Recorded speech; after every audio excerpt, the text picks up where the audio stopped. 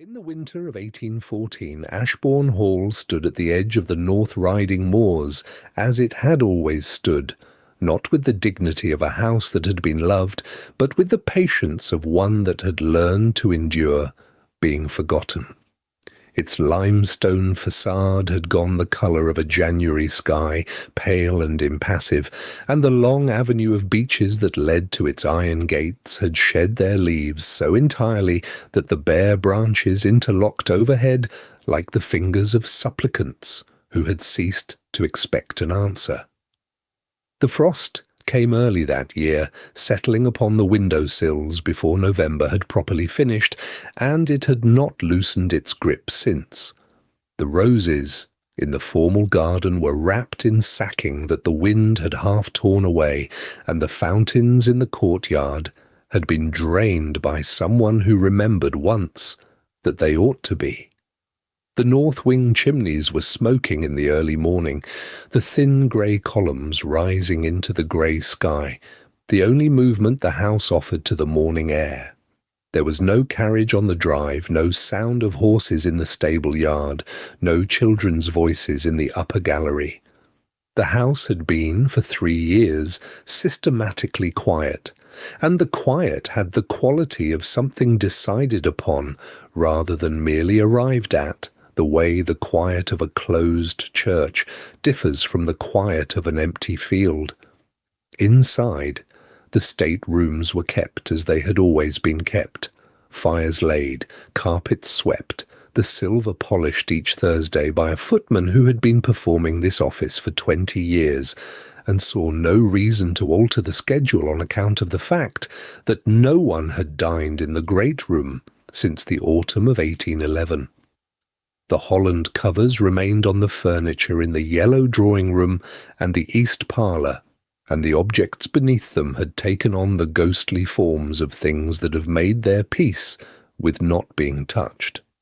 The smell of the house was beeswax and cold stone, and in the rooms at the far ends of the wings a faint suggestion of damp that several winters had not entirely persuaded to leave. Into this silence, on the 4th of January, came Miss Eleanor Vane, aged 8 and 20, carrying a single trunk and the undemonstrative composure of a woman who has discovered that the world does not often trouble itself to notice her. She was the second daughter of a Norfolk rector whose living had been small and whose debts had been revealed in the months since his death as rather larger than his family had anticipated. Eleanor had neither beauty of the spectacular kind that made rooms turn, nor the vivid charm that forgave the absence of beauty. She was slight, dark-haired, and given to a particular stillness of expression that people who did not know her sometimes mistook for coldness, and people who did know her understood as the stillness of someone who has trained herself to ask nothing, so that being given nothing might not hurt quite so keenly. She had worn grey since her father's death, and the dove-grey wool of her travelling dress, neat at the collar and cuffs with plain white linen, seemed almost designed to make her invisible against the pale stone of Ashbourne's entrance hall. She was not the sort of woman of whom ballads were written. She was, on the other hand, the sort of woman who noticed when the fire in the east drawing-room had not been laid, and quietly rectified it before anyone else thought to mention it, and never mentioned it herself. Her hands, in their darned grey gloves, were the hands of someone who intended to be useful and had learned to find, in usefulness, the privacy that other people found in less practical things. Somewhere above the entrance hall, in the rooms she had not yet seen, Edmund Blackwell, the 5th Earl of Ashbourne, stood at the window of his study, looking out at the frost-covered fields and not looking at her at all. He was 36, broad-shouldered in the way of a man who had once been athletic and had since replaced that habit with long solitary rides across the moors, and his face wore the set of a man who has decided that the world's opinions of him are no longer of material interest. He had been a widower for 3 years, or had been presented to the world as one, which was a different thing with the same face. His grief, if it was grief, had hardened into something that looked from the outside more like withdrawal, a systematic reduction of himself to the minimum required to maintain the estate, to sign the correspondence, to sit at the head of the dining table on the rare occasions when the dining table required a head. He did not know, as he stood at his window that January afternoon, that Eleanor Vane had arrived in his house. He was not, in any sense he would have recognized, waiting for her. And yet the hall held its breath, as old houses will when something they have been without for too long returns to them in an unexpected form, and the frost on the upper window panes seemed, for just a moment, to catch the last thin light of the afternoon and hold it, like something that has been waiting too long to be let go. The letter had arrived 6 weeks earlier, forwarded from the rectory at Whitford to the lodgings in Norwich, where Eleanor had been staying with her Aunt Meredith, who was kind in the way of those who would greatly prefer not to be called upon to be kind indefinitely. It bore the Ashbourne seal, a blackthorn branch on a field of silver, and had been written not by the Earl himself but by his man of business, a Mr. Hale of Northallerton, whose hand was precise and unrevealing, and whose sentences contained exactly as much information as the situation required, and not one syllable more.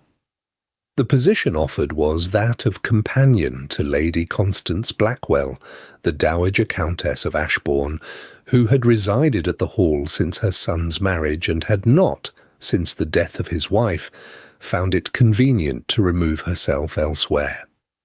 Lady Constance, the letter explained, was in good health but required a steady, educated, and discreet young woman to read aloud to her, to manage her morning correspondence, to accompany her on such walks as the weather permitted, and to provide such company as a woman of her years and position might find agreeable. The salary was 35 guineas per annum with board and a room of her own in the east wing of the hall. Eleanor had read the letter twice at the narrow table in her aunt's breakfast room, with the winter light coming grey and thin through the window, and the smell of cold ashes rising from a grate that had not yet been attended to that morning. She noted, as she read, several things: the precision of Mr. Hale's terms, the care with which the position had been described without any reference to the Earl himself, and the fact that the salary was 2 guineas more per year than the last position she had been offered, a governess's role in Ipswich, in a household where the mistress had looked at Eleanor with the expression of a woman calculating whether a new employee might be prettier than was convenient. 35 guineas. It was not a fortune, it was not even independence, strictly speaking, but it was. And she turned the word over in her mind with the care of someone handling something that might be more or less fragile than it appeared, a position, something to fill the days with work that was not charity,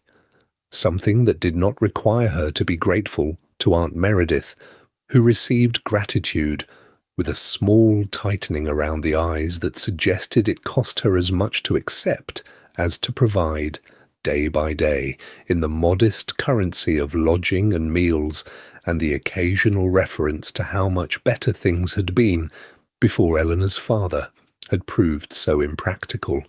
The decision had not taken long. Eleanor had written back the same afternoon, accepting the terms and enclosing a brief note about her education, French and Italian at a conversational level, pianoforte, a preference for history and natural philosophy sustained by 20 years of access to her father's library, which had been the one luxury that he had maintained, while letting all the others go quietly and without complaint, and had dispatched the reply before she could reconsider.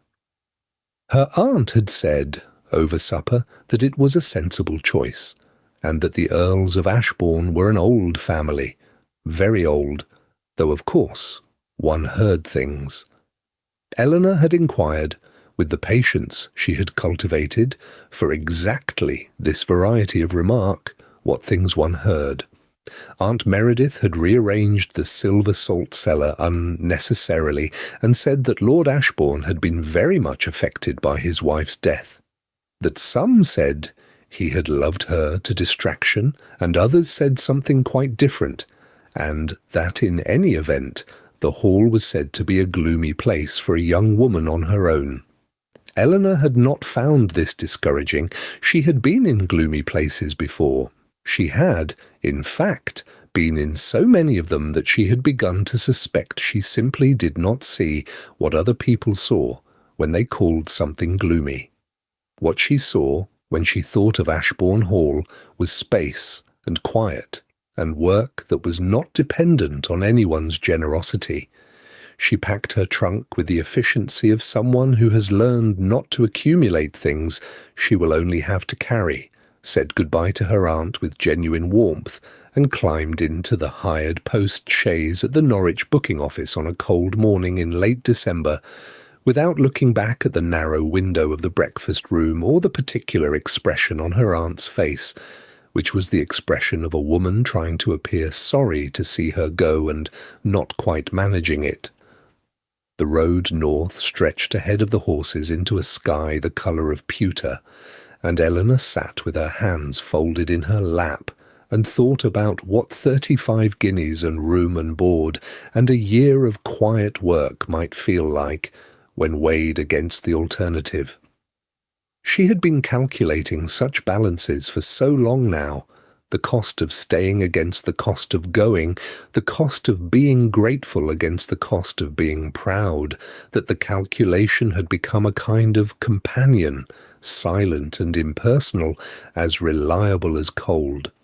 She was not accustomed to thinking of the unknown as better than the known, but perhaps, she thought, as the post-chaise crossed the flat eastern counties and the sky grew wider and colder above the bare fields, that was why the North Road felt, in its grey and impractical way, like something worth travelling. The carriage journey north took the better part of 2 days, with a night at a posting house in Northallerton, where the beds were clean and the fire kept through the hours of darkness, which Eleanor noted as a small mercy and did not take for granted. The landscape through the carriage window changed as she travelled, the flatter eastern counties giving way gradually to something older and more deliberate, the hills rising in dark ridges against a sky that seemed to grow heavier and lower with every mile, as though the north were pressing down upon itself with a considered weight. There was snow on the high ground by the time she crossed into the riding, lying in thin, pale sheets across the fields, and gathered in the creases of the hills like a held breath. And the villages she passed through had the closed, self-sufficient look of settlements that had long since stopped expecting very much from the south and had arranged themselves accordingly. The moors, when she saw them properly for the first time, stretching away on either side of the road in their enormous and impartial silence,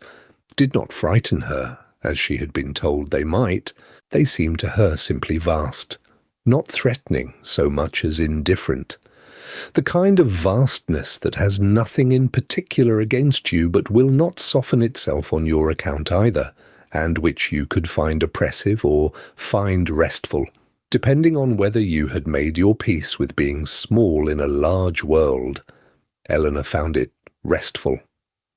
Ashbourne Hall announced itself before it came into view, first through a long, dry stone wall that ran beside the road for nearly a mile, its stones frost-white in the failing light,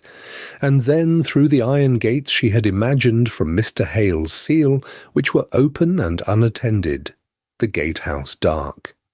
The avenue of beeches was everything the season had reduced it to, skeletal, silver-barked, the frost on the uppermost branches catching the thin, late afternoon light, so that the long tunnel of trees seemed to glitter coldly from within. Eleanor pressed close to the glass and looked at it all without trying to form an opinion, which was her habit with things that were very large or very strange and required more than a single look to understand. The house itself was, as the architecture confirmed, considerably larger than a house needed to be for any practical purpose. Its 3 main fronts looked out over a gravel forecourt, a walled garden to the east, and a park stretching away to the west, where a frozen ornamental lake lay flat and opaque as pewter in the failing light.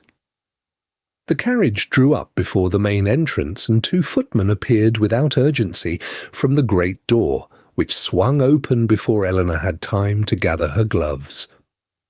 Inside, the entrance hall was stone-flagged and high-ceilinged, lit by a chandelier dressed that morning. Eleanor guessed from the smell of fresh beeswax that lay beneath the cold air like a warmth that had given up trying to spread further. Lady Constance Blackwell, the Dowager Countess of Ashbourne, was waiting in the small parlour just off the hall. She was perhaps 65, with white hair dressed with an exactness that did not acknowledge the casual and the upright posture of a woman who considers good deportment a form of argument in itself. Her eyes, very dark and very still, appraised Eleanor in the way one appraises an item offered at a price one has already decided is either reasonable or it is not,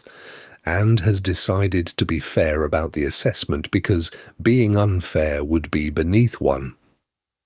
The Dowager indicated that Eleanor should sit, took her own seat opposite, and spoke for approximately 4 minutes about the duties of a companion, the timetable of the household, the importance of discretion, and the fact that breakfast was served at 8:30, and the Dowager did not consider tardiness a negotiable matter. Eleanor listened and said yes, my lady,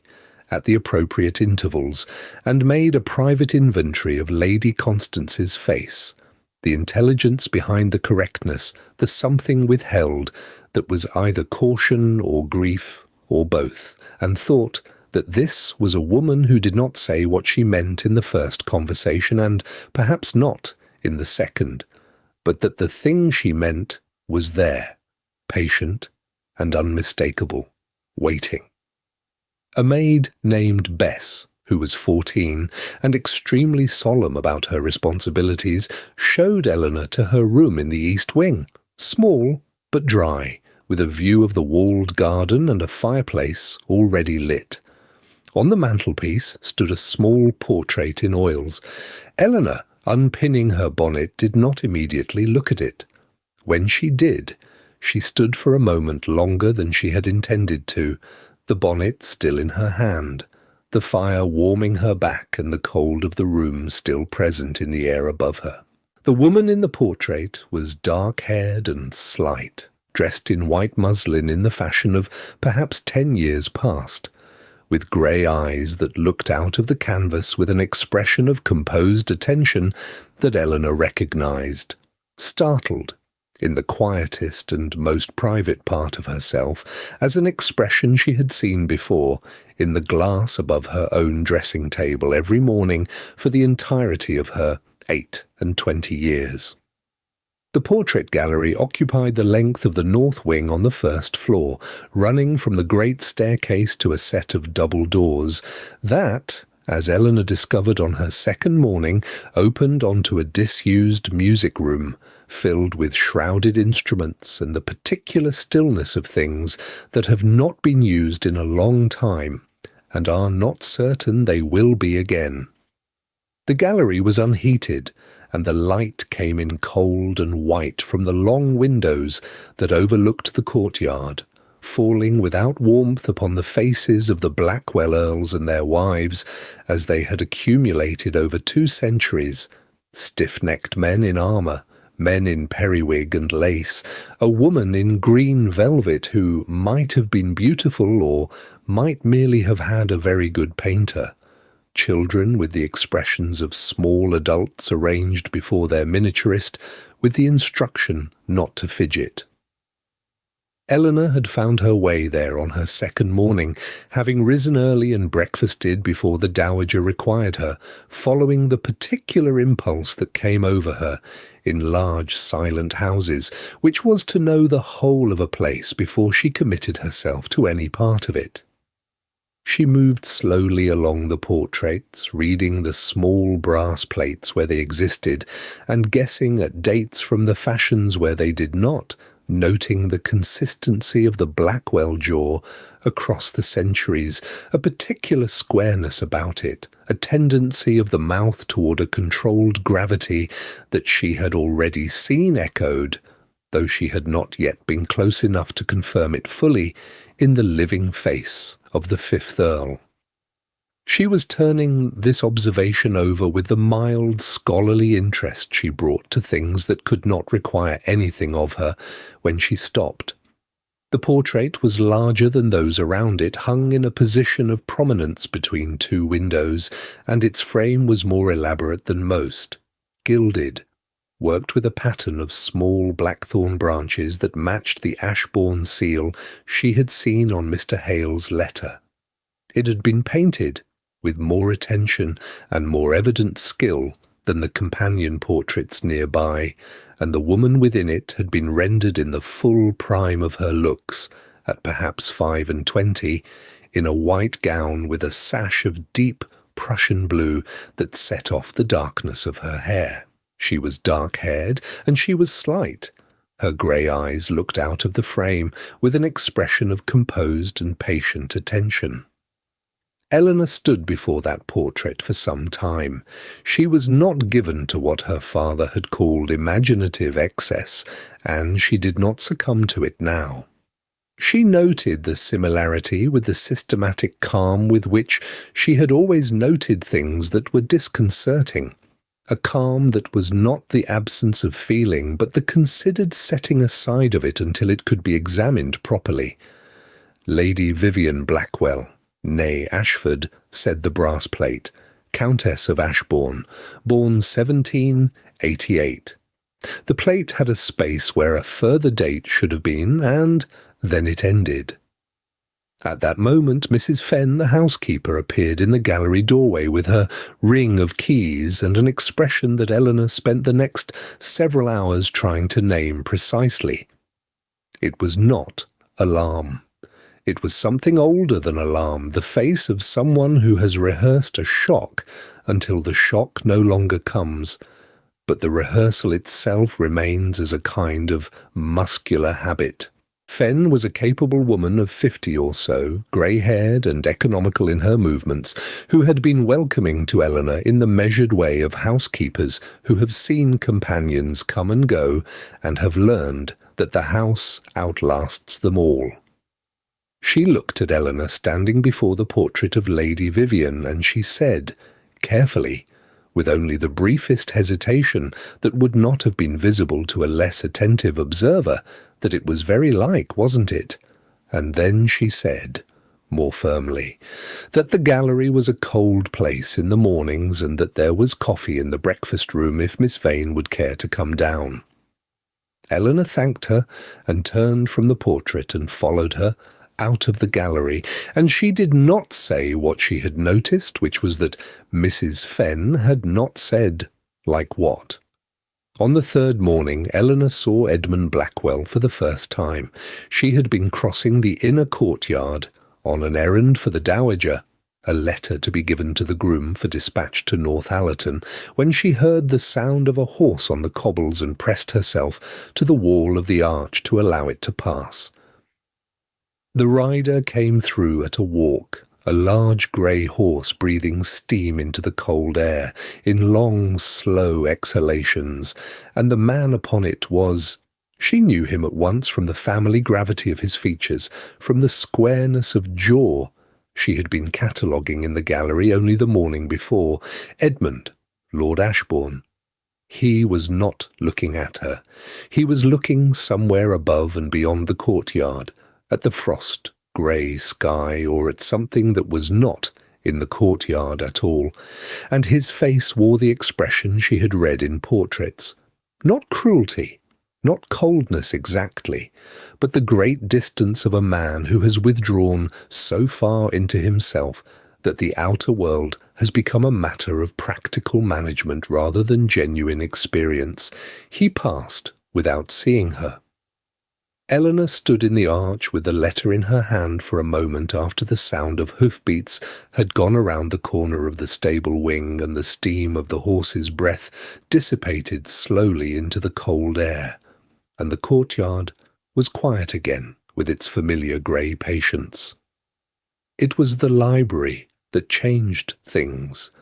though Eleanor did not recognise it as a change at the time, which was perhaps why it was permitted to happen at all. She had been given the use of it. Lady Constance had waved a hand during their second formal interview and said that the books were there and Eleanor was welcome to whatever she found useful. And she had spent her evenings in it when her duties were done, which was not always early but was consistently quiet. The library at Ashbourne Hall occupied the southeast corner of the ground floor and was, unlike most of the house, genuinely warm, heated by a fireplace large enough to have once served as a working inglenook,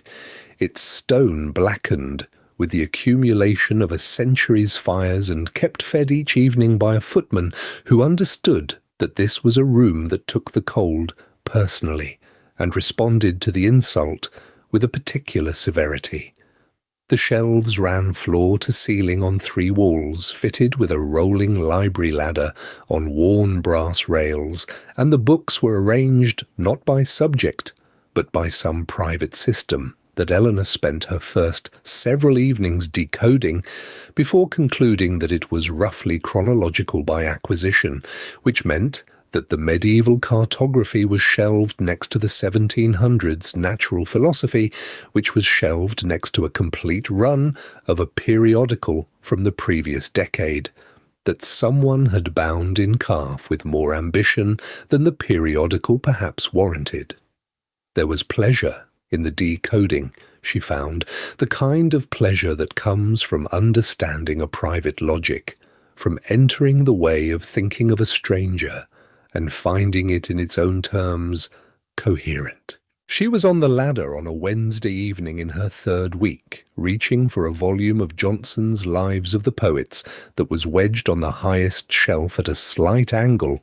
when the book declined to come easily, and she pulled with rather more confidence than the situation warranted, and the Johnson came free along with a second volume she had not seen, which fell past her reaching hand and dropped to the floor below, with the particular sound of a book that knows it is being mistreated.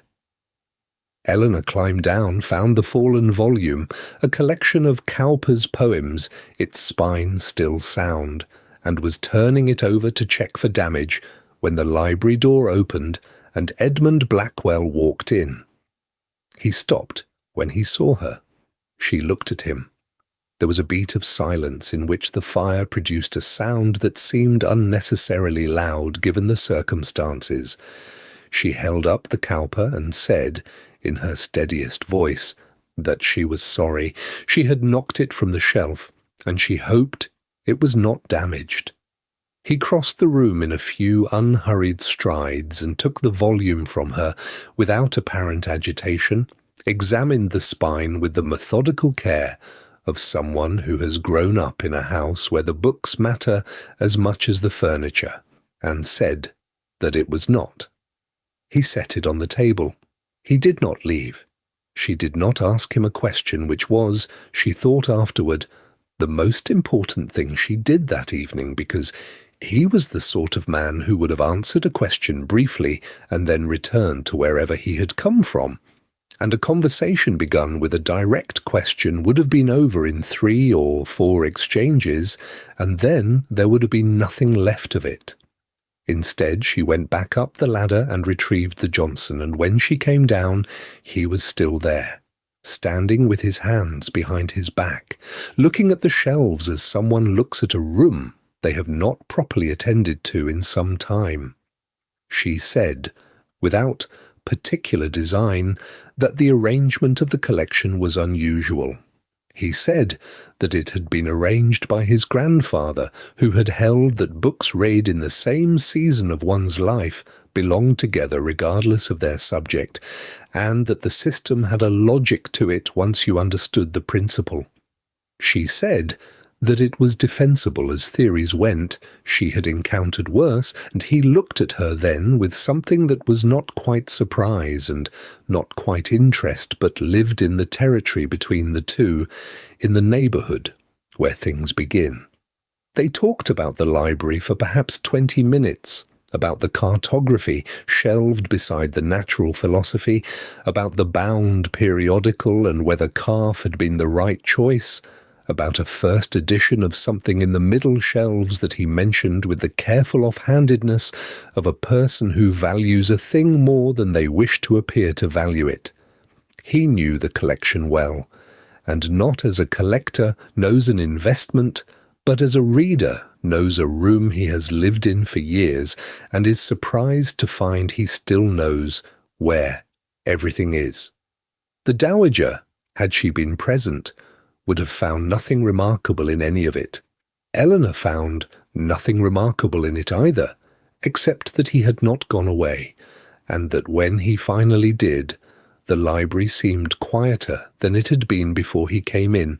but not in the same way it had been quiet before, and that the difference between the two kinds of quiet was something she did not quite have a name for yet, but intended to sit with until she found one. Lady Constance requested Eleanor's company one morning in the second week of February, not for correspondence or reading, but for what she called a conversation, which Eleanor had learned over 6 weeks to treat as a distinct and particular category of exchange, one in which the Dowager conducted the majority of the speaking. Eleanor's role was to listen attentively and respond when invited, and neither party was required to pretend that what was being discussed directly or in its entirety. The morning room was Lady Constance's own territory, done in colours that had been fashionable in the 1790s and had not been disturbed since. Sage green and ivory, with a turkey carpet of considerable age that had worn soft in the most frequently walked paths, and a writing table by the window at which the Dowager always sat, her back to the light, which gave her face a strategic indistinctness, while Eleanor's own was fully visible in the cold grey morning. On this particular morning, Lady Constance poured the chocolate herself, which was unusual, and set the cup before Eleanor with a deliberateness that was itself a kind of announcement. She said that she wished to speak frankly. Eleanor said yes, my lady, and meant it. What followed was presented as kindness, and Eleanor believed that it was, in its own fashion, entirely sincere. The Dowager said that she had noticed Eleanor was an observant young woman. She said that the hall was a house in which observant young women sometimes drew conclusions that would not serve them well. She said, and here her tone shifted very slightly, becoming the kind of careful evenness that is not entirely natural, the kind maintained by a sustained effort of will rather than by ease, that her son was a man who had suffered a great deal, and who was not yet in a position to judge his own heart with any clarity, and that whatever Eleanor had observed of his manner in the library or elsewhere in the house, she should not mistake his courtesy for something larger than it was. Eleanor said, quietly and without defence, that she had not made any such mistake. Lady Constance regarded her for a long moment with those still dark eyes that were her son's eyes arranged in an older face, and then said, almost as though she were saying something that lay slightly below the surface of the words, that Lord Ashbourne's first marriage had not been what it appeared to the outside world, and that the years since the Countess's passing had been complicated in ways that were not generally known, and that for Eleanor's own sake she should not allow herself to become entangled in something that was not yet fully resolved. Eleanor asked, with the care of someone placing a foot on ground that may or may not hold whether the Countess's death had been as it had been reported. Lady Constance was silent for precisely long enough to be a different sort of answer than silence usually was. Then she said that the Countess had died, which was a fact, and that the circumstances had been difficult, which was also a fact, and that some things were better left as they were until they were ready to be otherwise, which was the third and most opaque fact of the three. Eleanor turned her cup in its saucer and thought about the empty date on the brass plate beneath the portrait in the gallery, and about Mrs. Fenn's expression and her careful choice of words, and about the particular quality of the hall's silence, which was not merely the silence of grief, but the silence of a story that has not reached its ending, and does not yet know when it will.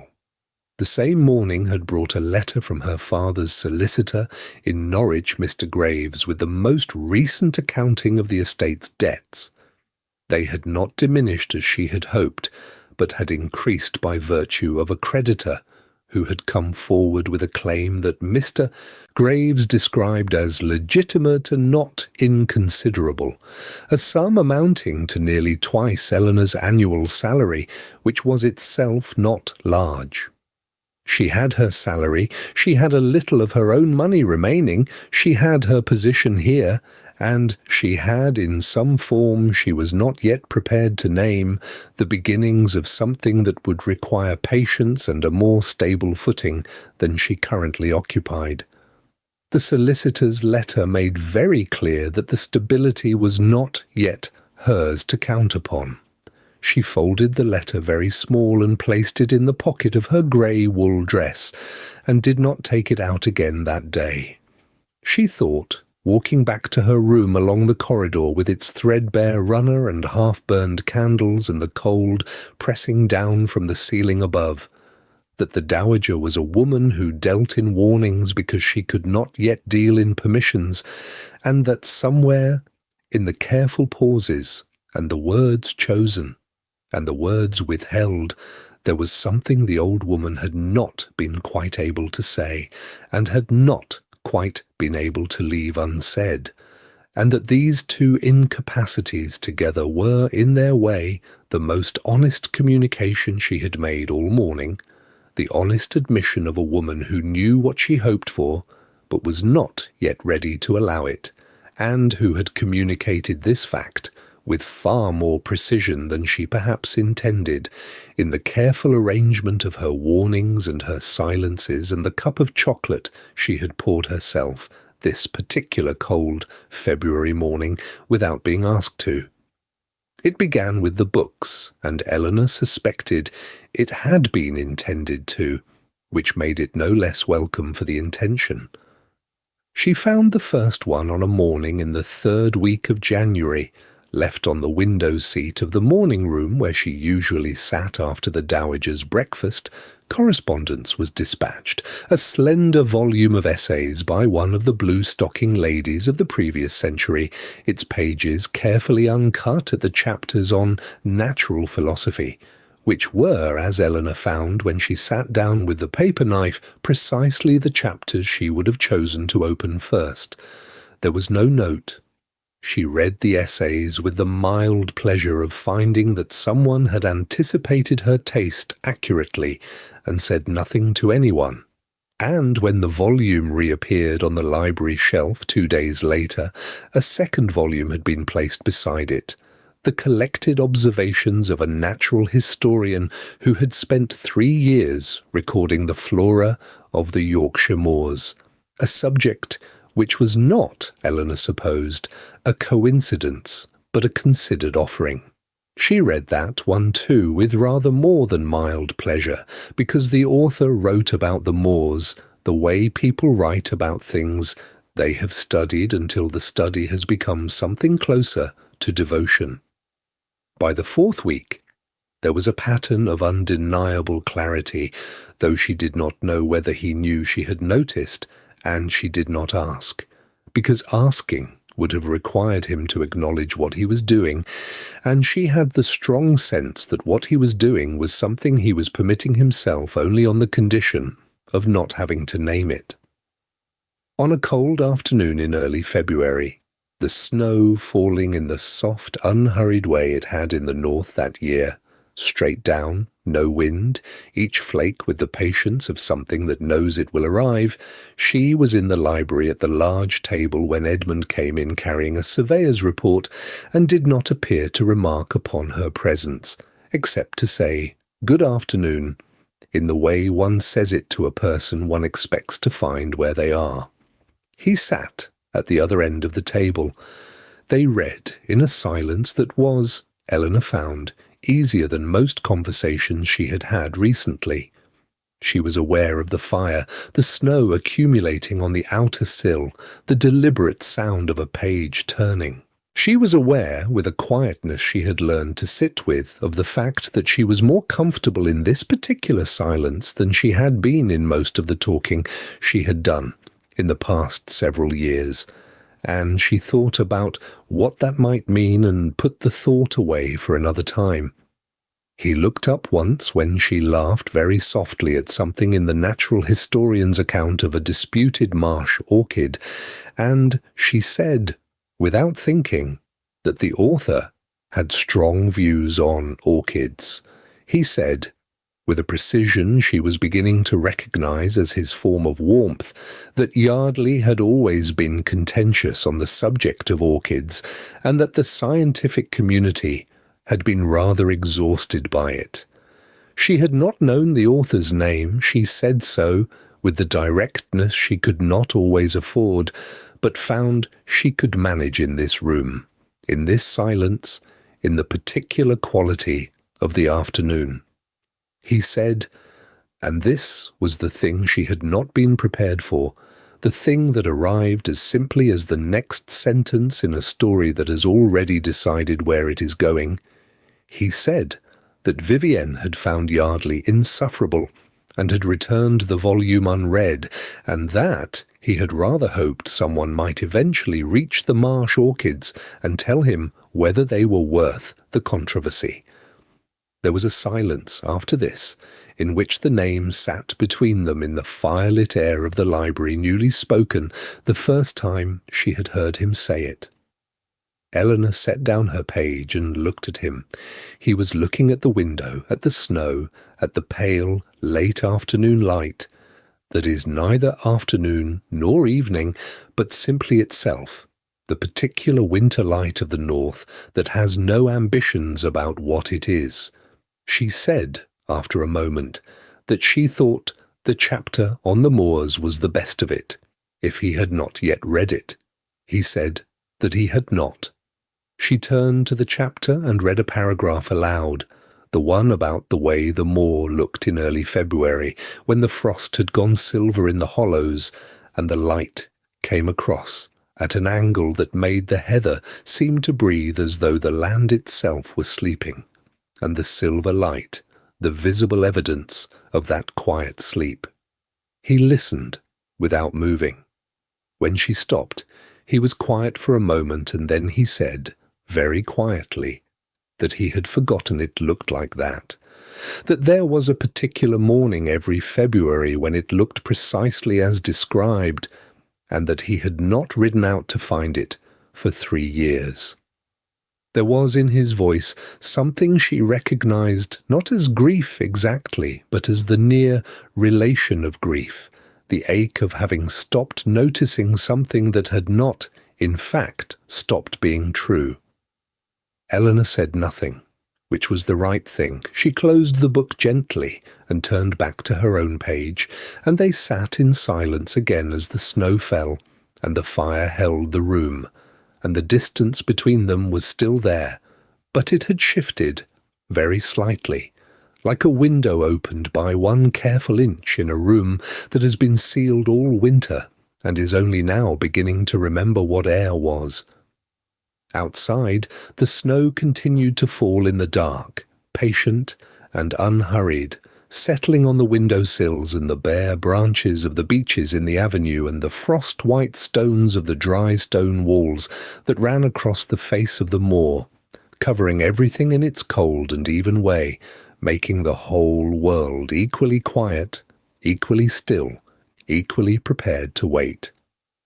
The winter assembly at Whitby, an annual gathering held in the assembly rooms above the market hall, attended by the landowners of the riding and the families of the professional class, and anyone else who could command the subscription and the endurance for a cold carriage journey on icy roads, was not an event that Ashbourne Hall had observed since the death of the late Countess. It was Lady Constance who reintroduced the obligation, announcing over breakfast on a Wednesday in mid-February that she intended to attend that year, that she required Eleanor's company, and that she had mentioned the matter to Edmund, who had said that he might go. Whether he intended this as a kindness to his mother or a penance for himself was a question Eleanor did not ask. The assembly rooms were a mile outside the town proper, and Eleanor's preparations were as modest as her wardrobe permitted. She wore her one evening dress, which was silk in a grey so pale it was nearly silver, cut plainly in the fashion of 3 seasons past, but cut well, with her dark hair dressed higher than usual by Bess, who approached the task with the solemn concentration of someone given an appointment of genuine consequence. The journey in the dowager's carriage took the better part of an hour on roads that were cold and clear, the stars very bright above the moor, the carriage lamps making small warm circles of amber light on the frozen verge as the wheels ground over the packed snow. The assembly rooms were warm and bright after the dark journey, the chandeliers burning with a profligacy that the Ashbourne household candle budget did not permit, and the noise of 24 conversations conducted simultaneously in a low-ceilinged space was an experience Eleanor had not had for some months, the particular warmth of gathered human company that she had not known she missed until she was standing in the middle of it and feeling its effect. She navigated the room by staying close to Lady Constance, keeping her expression pleasant and her responses brief, exchanging the correct number of words with the correct number of people in the correct order of precedence, which she had calculated on the journey and executed without difficulty. Edmund arrived half an hour after them, having ridden and stood near the entrance with the self-contained quality of a man who has agreed to be present, but has reserved the right to do so without enthusiasm. Twice across the room their eyes met, and both times he gave a slight nod, and she returned it with the same economy, and neither of them did anything with this exchange except hold it quietly. The woman entered at 9 o'clock, when the dancing had been going for some time, and the room was at its warmest and most careless. Eleanor saw her before she saw Eleanor, a tall, fair woman of perhaps 35, dressed with the deliberate excellence of someone who considers their appearance a statement requiring regular and significant elaboration, in a gown of deep red that had cost considerably more than Eleanor's dress and most of the dresses in the room. Lady Harriet Colne, she was introduced as cousin to the late Countess on the maternal side, lately returned from 2 years in Edinburgh. She came in with the ease of someone who expects to be received well, and was received well, and moved through the room accepting this as her natural due. She reached Lady Constance and Eleanor 20 minutes after her arrival, having made her circuit, and the dowager introduced Eleanor with the brevity she brought to introductions she did not particularly wish to make. Lady Harriet turned to look at Eleanor, and the look went on a beat or two longer than introduction required, and then Lady Harriet said, in a voice not designed for privacy, that the resemblance was really quite remarkable. Had anyone else remarked upon it, she had thought for just a moment she was seeing Vivienne again, the same dark hair, the very same grey eyes, and she gave a small laugh, not unkind exactly,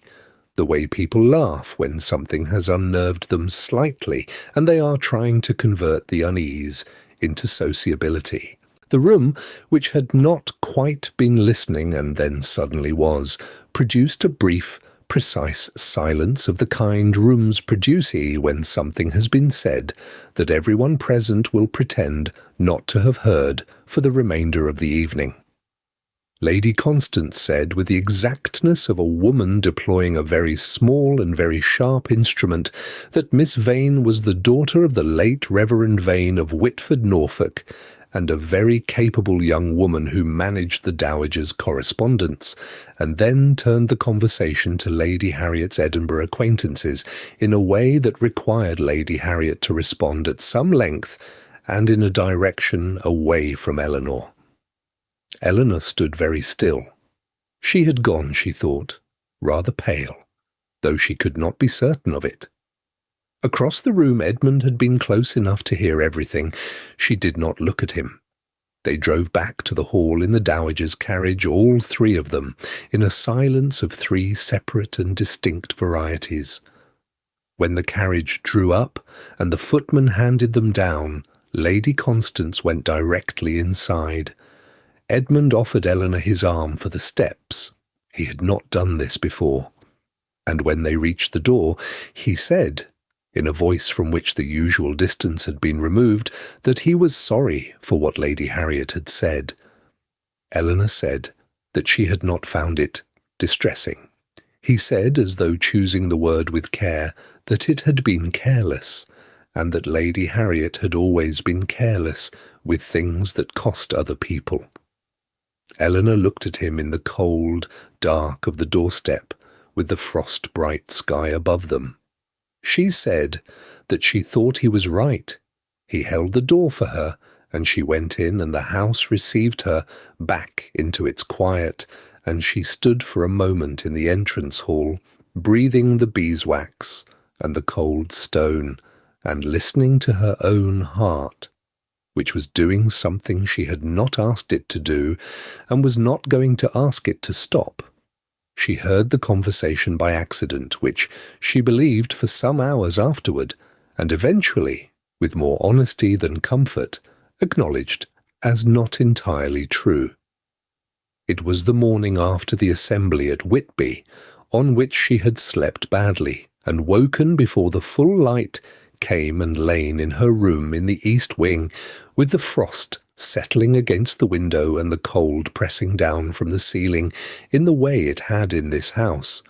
and told herself firmly, and with some success, that she had mistaken the nature of the situation, and the proper course was to be sensible and to remain so. She had gone to the library before breakfast with the stated intention of returning the Yardley and selecting something less comfortable, something with the reliable impersonality of agricultural improvement literature, or the improving distance of a theological commentary that would require her full attention and give her nothing back that she would need to sit with afterward. The door to the estate room, which shared a wall with the library and connected through a narrow passage that was not always properly latched, was not quite shut. The voices came through with the particular clarity that old stone sometimes gives to sound, not by amplifying it, but by failing to absorb it, so that the words arrived flat and without echo,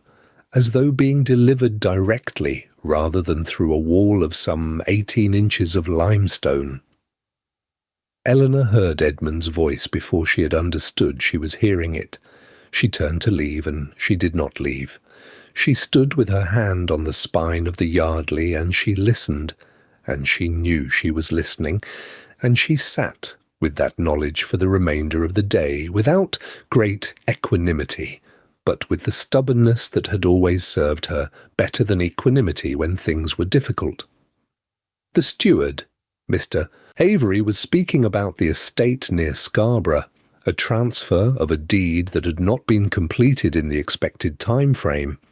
and then about a solicitor's inquiry from York that touched on what he called, with the careful neutrality of a professional man. The first settlement, Edmund said, very quietly. Tell me. And Mr. Avery said that the inquiry had confirmed what an earlier inquiry of 18 months prior had suggested, which was that Lady Vivienne had not died of a fever in the summer of 1811, precisely as had been reported. Or rather, and here his voice lowered very slightly, not from tact, but from the discipline of a man delivering words that cannot be taken back, that she had died. She was certainly dead, but that the fever had come at the end of a period of some years during which she had been very much alive in circumstances of which Lord Ashbourne had not been informed,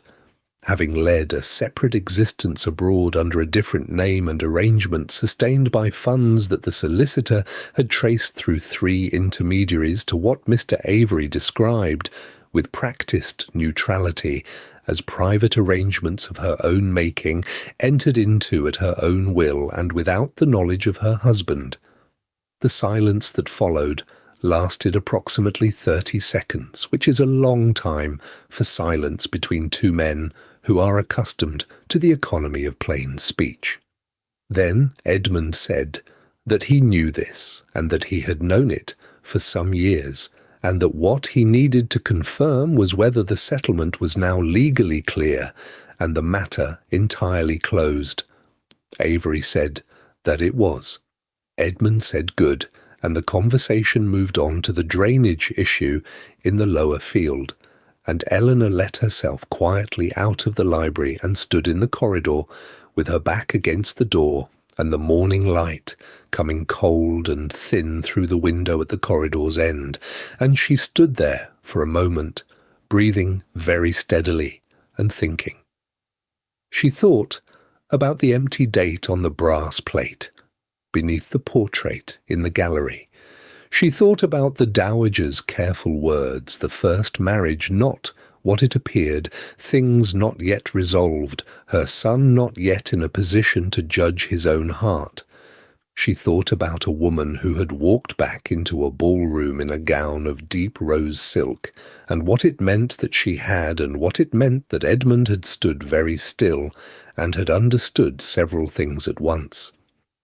She thought about the quality of his grief, as she had observed it these past 6 weeks, not the grief of a man who had lost something he loved,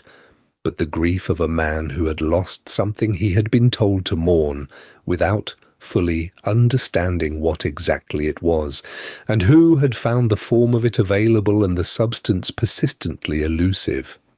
In her room, later, she sat at the writing table and took out paper, and wrote to Mr. Graves in Norwich, asking whether a further 6 months in her current position might allow for any material change in the situation of the estate's debts. She sealed the letter, and held it for a moment. It was not yet a decision. It was the question that comes before a decision. The question of whether resolution might still be something she was permitted to hope for,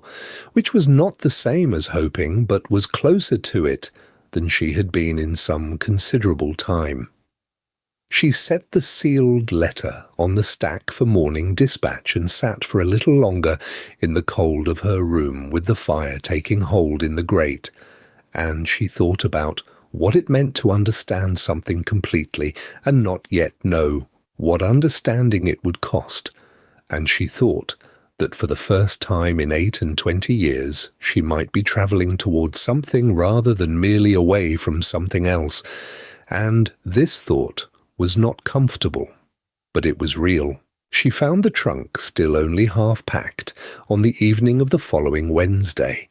which was an argument against the claim she might have made to anyone who asked that she had made up her mind clearly and without reservation. Edmund found her in the act of folding the grey silk evening dress into the bottom of it, a task that was taking considerably longer than it should have, because the silk wanted to billow and Eleanor's attention was not entirely given over to the folding, but to a series of thoughts that had been moving through her mind all week with the patient circularity of things that cannot quite be resolved but refuse entirely to stop. He knocked on the open door, the door to the East Wing guest room that had become, in 6 weeks, the room in which she had thought more clearly and slept more soundly than anywhere she could recently recall. And she looked up, and they regarded each other across the partial geography of a half-packed trunk, a candle that had been burning for some time and was beginning to make its opinions about that known, and a silence that had, over the past several weeks, developed the quality of its own kind of conversation. He looked at the trunk. She said, because saying something seemed necessary and this seemed the least charged of the available things to say, that she had been thinking of returning to Norwich. He said, without moving from the doorway, that he knew. She asked how he knew, and he said that his mother had told him, and that his mother had told him, in the particular tone of voice she employed when she intended him to do something about a situation but preferred not to say directly what that something was, having long since concluded that direct instruction was less effective with him than strategic information. Eleanor considered this. She set the silk dress down on the chair. Edmund came into the room, not all the way across it, but far enough to make it a different conversation from the one conducted across a threshold, and he said that he owed her an account of some things, and that he would like to give it if she would permit him. She said that she would, and meant it in the straightforward way that she had always meant things, without qualification. He told her about Vivienne. He told it in the manner of a man who has lived with something so long that it has ceased to be a wound and has become simply a feature of the interior landscape of himself. A cold stretch of country he has learned to map without crossing, if he can help it,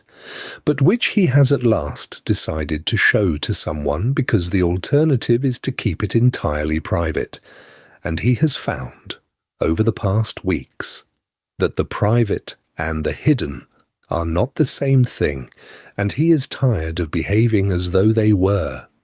He said that Vivienne Ashford had been beautiful and brilliant and wholly indifferent to him within the first year of their marriage, though she had been accomplished enough in society to prevent this from being visible to anyone outside the walls of Ashbourne Hall. He said that by the 3rd year she had been away for extended periods explained to the servants as visits to family, and that he had, after a time, understood the nature of those visits without needing anyone to explain them. He said that in the summer of 1811 a letter had arrived, not from Vivienne but from a solicitor acting on her behalf, explaining that she intended to go abroad and would be grateful if the matter could be resolved with discretion, as she was certain he shared her preference for avoiding a public scene. He had agreed, because discretion was what he had, and what he had learned to use as both shield and habit, and because whatever he felt, it was not. He had eventually come to understand the feeling of a man who has lost something irreplaceable. Then, in the spring of 1814, 3 years ago, 3 springs past, a different solicitor had written from Paris to advise him that she had died there of a fever in the late winter. The interval had been managed as quietly as such intervals can be managed, and the Hall's bereavement had been presented to the county as appropriate, because there was no vocabulary in the English language for what it actually was. He paused and looked at the window in the habitual way he had, the thinking needing the dark outside to give it room. Then he said that on the night of the Winter Assembly of 1812, 2 years before the Paris letter, he had been attending a ball at Harrogate, and that, at that ball, at perhaps 9:30 in the evening, the ballroom doors had opened, and Lady Vivienne Blackwell had walked in. She had been reported unwell. She had been believed to be resting at her parents' house in Somerset. She had walked in wearing a gown of deep rose silk, and she had looked at him across the width of the ballroom with an expression of perfect composure, as though nothing in the world were the matter, and the room had moved and rearranged itself around her, as rooms always had around Vivienne, and he had stood very still and had understood several things at once that he had been choosing for 2 years not to understand. He had not made a scene, neither had she. They had left separately and spoken privately the following morning, and the arrangement had been formalized, and that had been the end of the public version of his marriage and the beginning of the private version of his widowhood. He looked at Eleanor then, directly, and without the distance he usually maintained between himself and the world, and said that she was the first person to whom he had told the whole of this, and that he had not known when he began whether he intended it as an explanation or as a question. Eleanor was quiet for a moment, then she said that she thought it was both, and that both were things she was glad to have heard. She told him about the debts first, not the exact sum. She was not yet ready to render her vulnerability in precise figures for another person, but the shape of them, the way they had grown over her father's last years without his full awareness, in the way of things that grow in the dark, and how they had declared themselves in the months after his death with the efficiency of creditors who had been waiting only for the principal debtor to be absent before presenting the reckoning. She told him about Aunt Meredith's breakfast room and the cold grate and the 35 guineas and the way she had packed her trunk in Norwich without looking back, and about understanding on the road north that she did not know what she was travelling toward, but that not looking back was already something, and that sometimes something is enough to begin with. She told him that she had noticed the resemblance in the portrait on the second morning, and had decided, deliberately, and with some effort, she acknowledged to herself as having been necessary, to remain anyway, because the alternative was to concede to the shadow of the dead woman a power over her life that Eleanor had no intention of granting. She had come for a position, and she had kept it, and she was here now, and that was the account she had to give him in return for his. He was quiet for a moment after this, standing with his hands at his sides and listening in the fullness of attention she had come to understand as one of his most characteristic qualities, the ability to hear something entirely without beginning to prepare his reply before it was finished. She said, because it was the kind of thing that if left unsaid would stand between them in the dark like furniture in an unlit room, hurting people who walked into it when they did not expect it, that she was not Vivienne.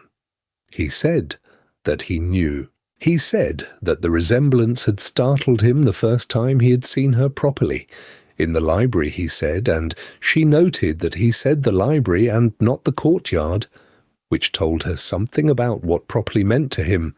and that he had spent a fortnight afterward examining very carefully whether what he felt when she was in a room was a form of grief redirected toward a familiar face, or something quite distinct from grief and belonging entirely to its own category, and that he had concluded it was distinct, and that this conclusion had required some discipline to reach and considerably more time to trust. Eleanor looked at him. He was perhaps 3 feet from her in the candlelight of her room with the trunk between them and the grey silk dress still on the chair where she had set it down, and his face had the expression of a man who has said something true and is waiting to discover what truth costs him. She said that she found the library very comfortable. He said, with the precision she had come to understand as his most natural form of warmth, that he had noticed. Then there was a silence quite different from all the silences that had come before it in the cold rooms of this house over the preceding weeks. Those had been the silence of doors that might or might not open.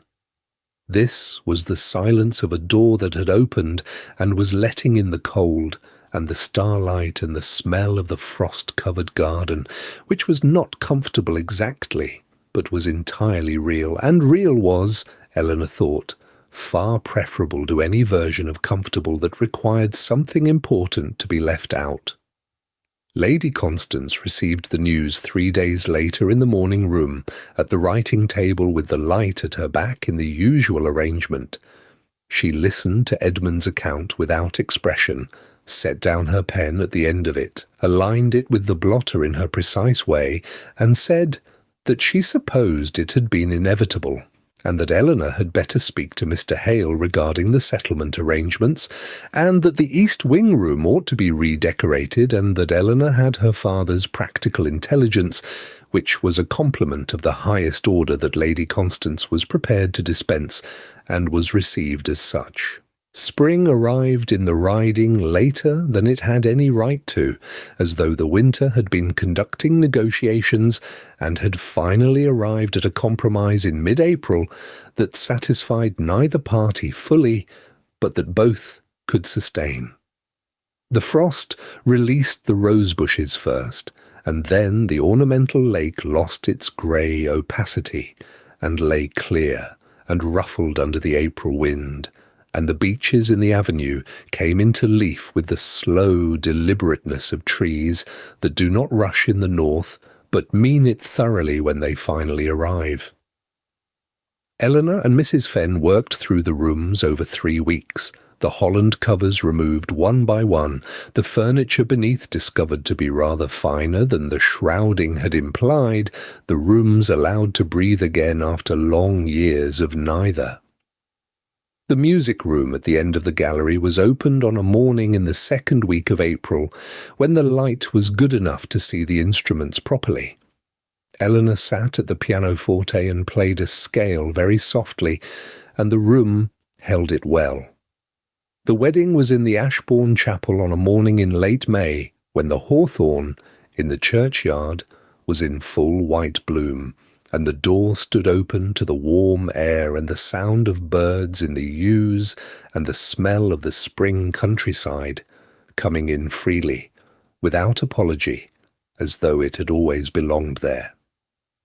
Edmund stood beside Eleanor with the stillness she had learned to read correctly, not the stillness of withdrawal, but the stillness of a man who has arrived where he intends, and is at rest in that intention, at rest in it, in the way one is at rest in things that are genuinely true. He reached out and took her hand, not with ceremony, not as a declaration, but in the way of someone who has found the person they intend to walk beside, and sees no reason to put it off any longer. Ashbourne Hall exhaled. The rooms that had been cold became rooms that were simply unlit and would be lit. The silence that had been the silence of a house that did not know what it was, morning became the silence of a house that is occupied and at peace, as old houses have always needed to be, as this one had known, in the long, patient way of old stone and beeswax and frost and spring, how to be.